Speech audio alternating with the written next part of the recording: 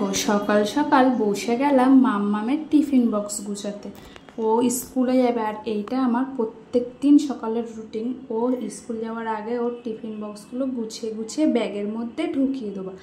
তো বন্ধুরা, তোমরা সবাই কেমন আছো? আশা করছি তোমরা সবাই খুব ভালো আছো আর আমরাও সবাই খুব ভালো আছি।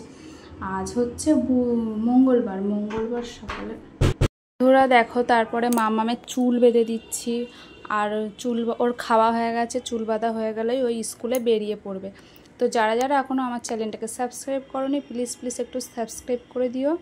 আর মাম্মাম স্কুলে চলে যাওয়ার পরে আমার অনেক কাজ আছে, সেগুলোও তোমাদের সাথে আজকে শেয়ার করব। প্রতিদিন সকাল আমার এইভাবেই কাটে। পাপা ওঠে, ঘুম দিয়ে পাপাকে খাওয়ানো, তারপরে নিজে একটু ফ্রেশ হওয়া সকালে উঠে। দেখো এদিকে মাম্মাম বেরিয়ে যাচ্ছে, মাম্মামকে টাটা করে দিলাম। মাম্মাম বেরিয়ে গেলে এবারে তোমাদেরকে দেখাবো আমার ঘরের অবস্থাটা কি। মানে এখনও বিছানাটা পর্যন্ত তুলতে পারিনি। চলো তোমাদেরকে দেখিয়ে দিই রান্নাঘরের অবস্থাটা কি হয়েছে। রান্নাঘরটা পরিষ্কার করে নিই, তারপরে আবার চান টান করার ব্যাপার আছে, এখনও শান্ত হয়নি। দেখো রান্নাঘরের অবস্থা কি। আজকে তবু একটু হালকা আছে, অন্যদিন আরও বেশি হয়ে থাকে। আর এইদিকে এখনও বিছানাও তুলিনি। এইবারে একা একা সব কাজ করে নিই, তারপর তোমাদের সামনে আসছি।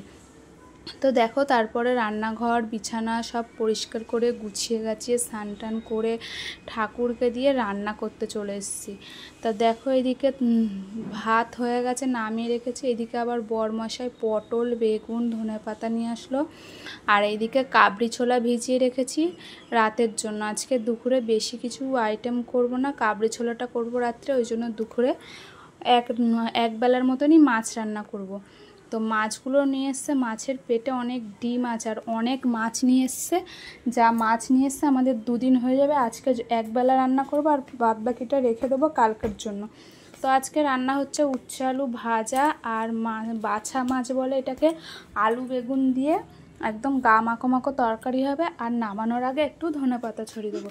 তো এইদিকে রান্নাবান্না হোক, আর এইদিকে মশলার কোটোটা একটু মুছে নিলাম, কেন একটু হলুদ পড়ে গেছিলো, তা ভালো করে মুছে মাছে আবার সব রেখে দিচ্ছি।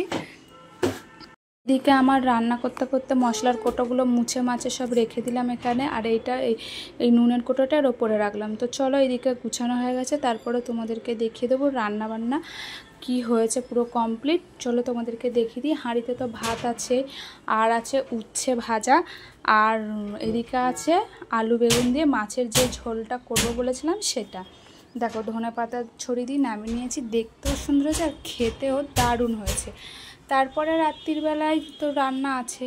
তো দেখো বন্ধুরা, সন্ধ্যে দিয়ে আর তোমাদের সাথে শেয়ার করা হয়নি কিছু। এইদিকে সব কাটাকুটি গোছগাছ করে নিয়েছি, নিয়ে এখন এই দেখো এই কাবলি ছোলাটা করব চিকেনের কিমা দিয়ে। আর অল্প একটু আলু কেটে ভেজে রেখেছি, মটর তো সিদ্ধ করা হয়ে গেছে, আর এইদিকে আটা মাখানোও হয়ে গেছে।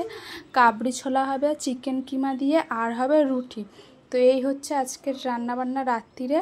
তো তোমাদের যদি ভিডিওটা ভালো লেগে থাকে অবশ্যই লাইক কমেন্ট করো, আর যারা বারবার বলছি সাবস্ক্রাইব করে দিও একটু প্লিজ। তারপরে এদিকে এটা কষানো হয়ে গেল, ভালো করে কাবলি ছোলাটা দিয়ে দেবো, দিয়ে নামানোর আগে গরম মশলা আর ওই যে কাবলি ছোলার মশলাগুলো হয় ওইগুলো দিয়ে নামিয়ে নেবো।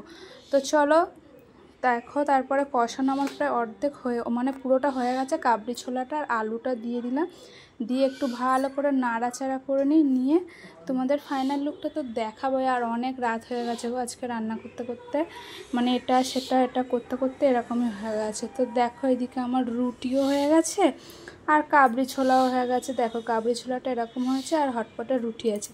তো রাত হয়ে গেছে, আমরা খেয়ে নিই। চলো টাটা, গুড নাইট। কালকে আবার একটা নতুন ভিডিও নিয়ে চলে আসছি। চলো টাটা।